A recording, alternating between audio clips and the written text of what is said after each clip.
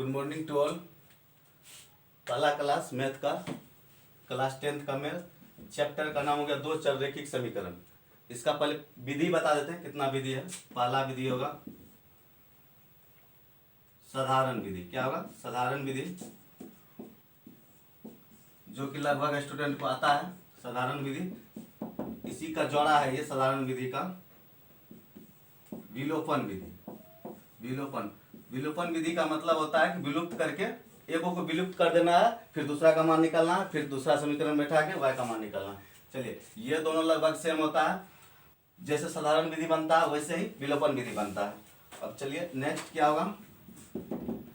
तीसरा होगा वर्ज गुणन विधि। तीसरा क्या होगा? वर्ज गुणन विधि। तीसरा होगा वर्ज गुणन विधि। चौथा क्या होगा? ग्राफीय विधि। ग्राफीय विधि जिस भी स्टूडेंट को दिक्कत होगा, जहां भी कमेंट करके पूछ सकते हैं, कोई दिक्कत नहीं। ऐसे ऑफलाइन वाला को लगभग चीज पढ़ा हुआ है, जो भी दिक्कत होगा अभी डाल देना क्लास में, इसको देख लीजिएगा आप लोग। ग्राफीय विधि। उसके बाद पांचवा होगा प्रतिस्थापन विधि। पांचवा होगा प्रतिस्थापन विधि। तो ये दो चर का रैखिक समीकरण का इतना विधि होता है। सभी विधि को एक एक करके बताएंगे। अभी आप लोग देख लीजिए, बढ़िया से एक बार थोड़ा समझा भी देते हैं इसमें क्या कैसे होता है। साधारण विधि जैसे x को कटा देंगे, y का मान निकाल लेंगे, y का मान निकलने में फिर x का मान बैठाएंगे समीकरण एक में, तो x का मान निकल जाएगा। साधारण और विलोपन लगभग सेम है। अभी हम वर्ज गुणन विधि पे चर्चा करेंगे। थोड़ा हार्डली है ये वर्ज गुणन विधि। इसको हार्डली को तो दूसरा तरीका से बताते हैं, जैसे कि सही में समझ में आ जाएगा सबको। तो वर्ज गुणन विधि ये चलेगा अभी ग्राफीय, और ये प्रतिस्थापन अगला क्लास में चलेगा। और एक बात, छोटा छोटा तक क्लास रहेगा, टॉपिक छोटा छोटा रहेगा, और 10 से 15 मिनट का एक क्लास डालेंगे, ताकि जो भी स्टूडेंट देखेंगे उसको समझ में फास्टली आ जाए। चलिए, तो इसको आप लोग लिख लीजिएगा जैसे भी होगा, फिर बोर्ड साफ करते हैं आगे, फिर इसका बताएंगे। अभी वर्ज गुणन विधि क्या होता है, बाकी विलोपन और साधारण सबको होता है, ये भी लास्ट में बता देंगे। पहले वर्ज गुणनखंड से शुरू करते हैं।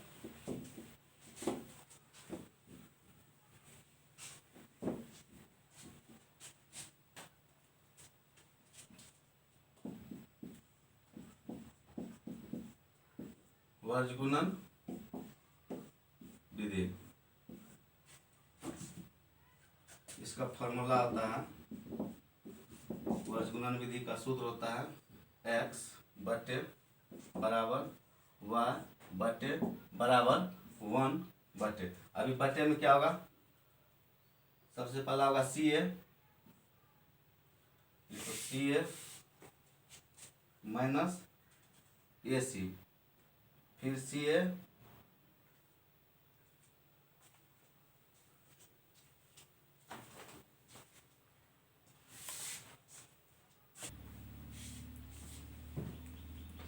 चलिए, तो सूत्र इसका हो जाएगा वर्ज गुणन विधि का, ये मेन फार्मूला है, याद रखना है इसको। देख लीजिए, सबसे पहले x बटे क्या करेंगे, b1 c1 minus b2 c1 is equal to y बटे c1 a2 minus c2 a1 is equal to 1 बटा a1 b1 b2 minus a2 b1। ये इसका फार्मूला हो गया। अब इसी फार्मूला क्या होता है? वर्ज गुणन विधि। अब इसको याद रखने का ट्रिक भी बता देते हैं। पहले यहाँ BC लिखे तो माइनस में BC लिखिएगा, CA लिखे तो फिर माइनस में भी CA लिखना, AB लिखे तो फिर माइनस में भी AB लिखेंगे। उसके बाद यहाँ देखिए लिखने का तरीका, एक दो कैसे लिखते हैं। 12 21 12 21 12 21, मतलब क्या, एक यहाँ गया, दो यहाँ, तो 12 हो गया, दो यहाँ, एक यहाँ, तो 12 21 हो गया। फिर इसमें भी क्या लिखना, 12 21, फिर इसमें क्या लिखना, 12 21 12 21 12 21 तीनों जगह लिखेंगे तो अपने आप ऑलरेडी क्या होगा, B1 हो जाएगा, C2 हो जाएगा, B2 हो जाएगा, C1 हो जाएगा, फिर C1 A2 C2 A1 A1 B2 minus A2 B1। तो अब इस पे देखिए चलते हैं, ऊपर मिटा के बनाते हैं। ऊपर वाला लिख लीजिएगा आप लोग, दो चर का रैखिक समीकरण। अब एक क्वेश्चन लेते हैं, फिर इस फॉर्मूला बैठाते हैं। इस सूत्र को ध्यान में रखते हुए आप लोग कीजिएगा। अब मान के चलिए क्वेश्चन एग्जांपल के लिए ये क्वेश्चन दे दिया हम, 8y plus 3x minus 2, equation 1 हो गया। 3y plus 5x minus 3, equation 2 हो गया। अब इसमें देखिए कहीं कहीं क्या रहता है, यहाँ जैसे बराबर 0 रहेगा, कहीं कहीं क्या रहता है, ये संख्या इस साइड रहता है, ये संख्या इस साइड रहता है। इस साइड संख्या को क्या करेंगे, पहले इस समीकरण में हम वर्ज गुणन विधि करने से पहले इस संख्या को इस साइड लिख देंगे। अगर कोई संख्या इस साइड 3 है तो इस साइड आगे क्या होगा, जैसे आप लोग को एक चर में बताया हुआ है, कि जब भी बराबर की इस साइड से उस साइड जाएगा तो चिन्ह क्या होगा, परिवर्तन होगा। तो उसी तरह अगर कोई भी संख्या इस साइड देगा तो उसको इस साइड ले आना। अब देखिए इसमें दिया है, कौन सी दिया है, a1 का मान दिया हुआ है, किसका, a1 का। a1 कितना लिखेंगे 8, a2 कितना लिखेंगे 3, चलिए b1 कितना लिखेंगे 3, c1 कितना लिखेंगे, सॉरी b2 कितना लिखेंगे 5, चलिए c1 कितना लिखेंगे -2, माइनस भी देना, c2 कितना लिखेंगे -3। इसको बढ़िया समझ लीजिए, a1 कहाँ से आया, a2 कहाँ से आया, b1 कहाँ से आया, b2 कहाँ से आया, c1 कहाँ से आया, c2 कहाँ से आया। देख लीजिए इसको बढ़िया से। यहाँ चर और अचर होता है, y को क्या बोलेंगे चर राशि, x को क्या बोलेंगे चर राशि, बाकी इसके साथ जो भी डिजिट होगा, अंक होगा, उसको क्या बोलेंगे अचर राशि। तो इसके साथ जो अचर राशि होता है वो a1 का मान होता है। जैसे इसके साथ अचर राशि क्या है 3 है, तो 3 के साथ सॉरी x के साथ 3 है, तो 3 कौन सी हो जाएगा, यहाँ देख लीजिए b1 का मान कितना हो जाएगा 3, b2 का मान 5, मतलब जो अचर राशि है उसको b1 c1 में लिखेंगे, a2 b2 c2 में लिखेंगे।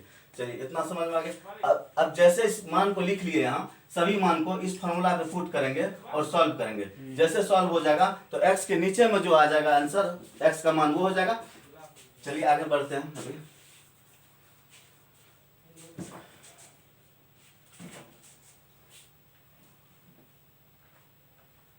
एक मिनट ऊपर मिटा देते हैं समीकरण, ये तो a1 a2 लिख लिए,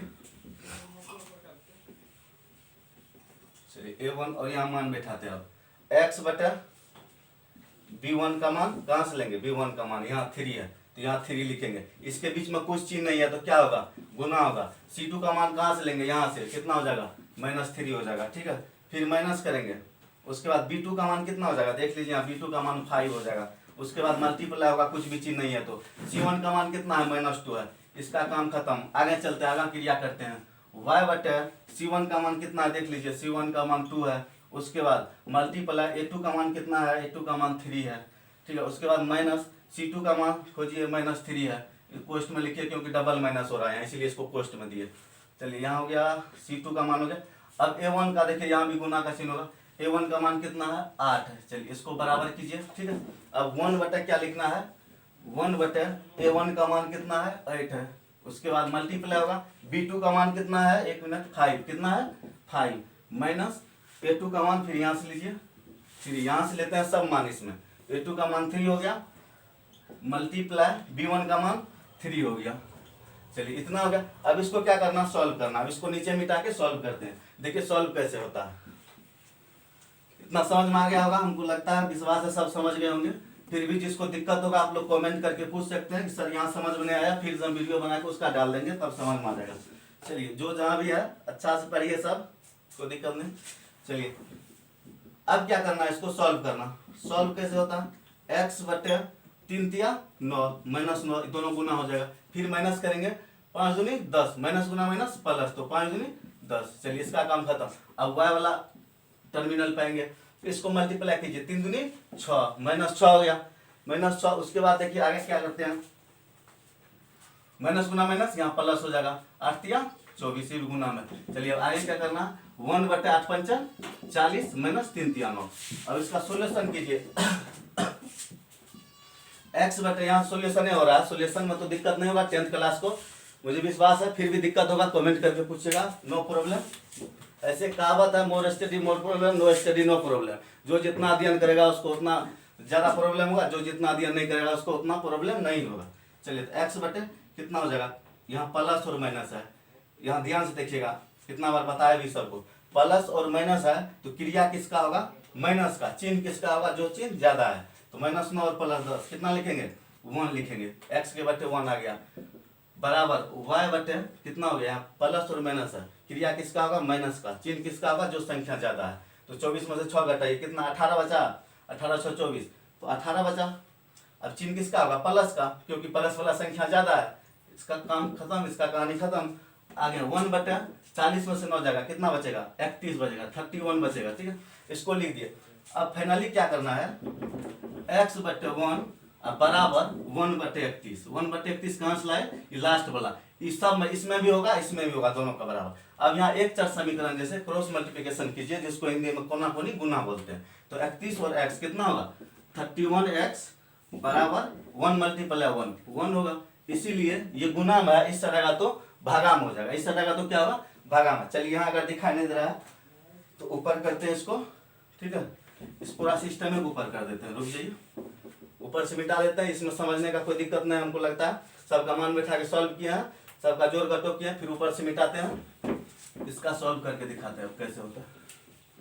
ये हुआ वर्ज गुणन विधि, इसमें थोड़ा है हाईली मैथ है, थोड़ा वर्ज गुणन थोड़ा समझने में दिक्कत होगा, 2 बार 3 बार देखिएगा वीडियो, समझ में आ जाएगा। चलिए अब x/1 है बराबर 1/31 करेंगे, क्या करेंगे, 1/31 करेंगे। अब कोना कोनी गुना करेंगे, 31 गुना x कितना होगा, 31x, एक और एक को गुना करेंगे 1 होगा, इसीलिए यहाँ गुना में है तो इस साइड 31 आके क्या हो जाएगा, भागा में, x बराबर 1/31, ये किसका मान निकला, x का मान निकला, ठीक है, x का मान निकल गया।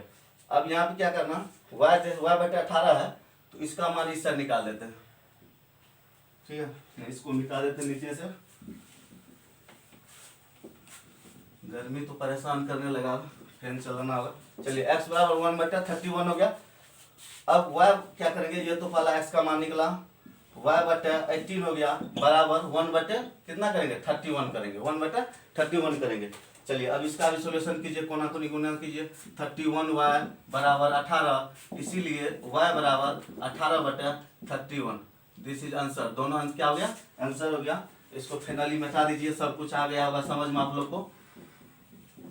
चलिए तो फाइनली यहाँ आंसर क्या हो गया, x का मान हो गया 1/3 और y का मान हो गया 18/31, ये दोनों आंसर हो गया। इसी तरह से वर्ज गुणन विधि बनता है, आगे आप लोग कोशिश कीजिएगा, 10th का मैथमेटिक्स में दिया हुआ है, बाकी HW हम दे देते हैं, जिसको HW करना होगा कर लीजिएगा।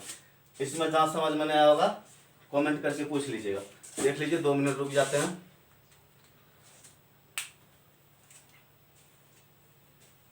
फिर हम अपने मन से HW दे देते हैं, ये बुक में HW नहीं है, अपने मन का HW है, दे देता है। आप लोग ये कीजिएगा, प्रैक्टिस कीजिएगा, रिवाइज जितना ज्यादा होगा मैथ उतना ज्यादा तगड़ा होगा, इसलिए आप लोग रिवाइजिंग पे ध्यान दीजिए, जो भी पढ़ाते हैं उसको रिवाइज कीजिए। चलिए HW के लिए हो गया आपका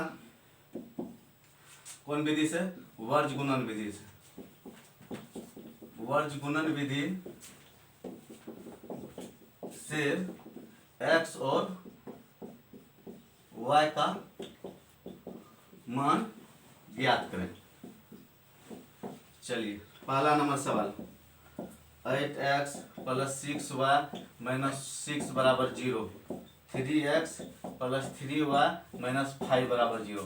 तो एक सवाल ये हो गया। अब अभी बताए थे जस्ट हम, अगर बराबर की इस साइड रहेगा तो इस साइड लाएंगे तो क्या होगा, एक वैसा भी सवाल देते हैं, बस 2 HW देते हैं, बाकी आप लोग बुक से बना लीजिएगा, कोई दिक्कत नहीं।